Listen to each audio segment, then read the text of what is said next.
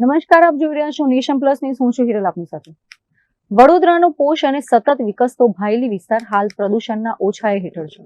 છેલ્લા કેટલાક દિવસોથી અહીં હવામાં ફેલાયેલી અસહ્ય અને રહસ્યમય દુર્ગંધને કારણે રહીશોનું જીવવું મુશ્કેલ બન્યું છે. સ્થાનિકોની વારંવાર ફરિયાદો બાદ આખરે તંત્ર ઊંઘમાંથી જાગ્યું છે. વડોદરાના ભાયલી વિસ્તારમાં રહેતા લોકો છેલ્લા કેટલાક સમયથી એક અજાણી આફતનો સામનો કરી રહ્યા છે. અહીંની હવામાં એક એવી દુર્ગંધ ફેલાઈ છે જેણે લોકોની રાતની ઊંઘ અને દિવસનું ચેન છીનવી લીધું છે. ખાસ કરીને વહેલી સવાર અને રાત્રિના સમયે આ દુર્ગંધ એટલી તીવ્ર હોય છે કે સ્થાનિકોને શ્વાસ લેવામાં મુશ્કેલી અનુભવાઈ રહી છે.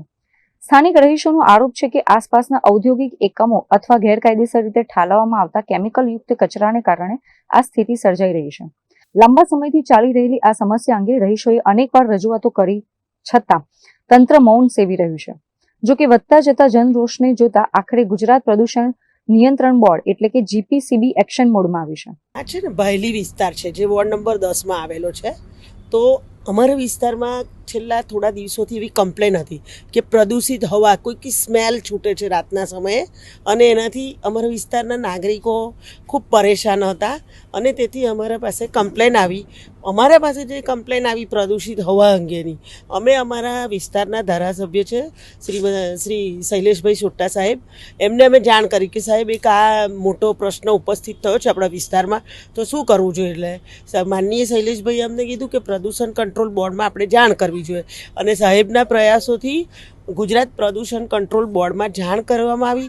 ત્યાંથી જે બોર્ડના માણસો છે એ લોકોએ અમને આ વાહન મૂકી છે અહીંયા, અને આ વાહન હવામાં કેટલું પ્રદૂષણ છે, કેટલા પ્રમાણમાં હવા પ્રદૂષિત છે એનું બધું મોનિટરિંગ કરે છે. અને આ જગ્યાએ આ સ્ટાર રેસિડેન્સી છે ત્યાં એક 24 કલાક સુધી આ વેન ઊભી રાખી અને હવામાં જે કંઈ પ્રદૂષણ, પાર્ટિકલ્સ વગેરે અને શેનું આ સ્મેલ આવે છે એ અંગેની જાણકારી આની મશીનરી દ્વારા મળવાની છે.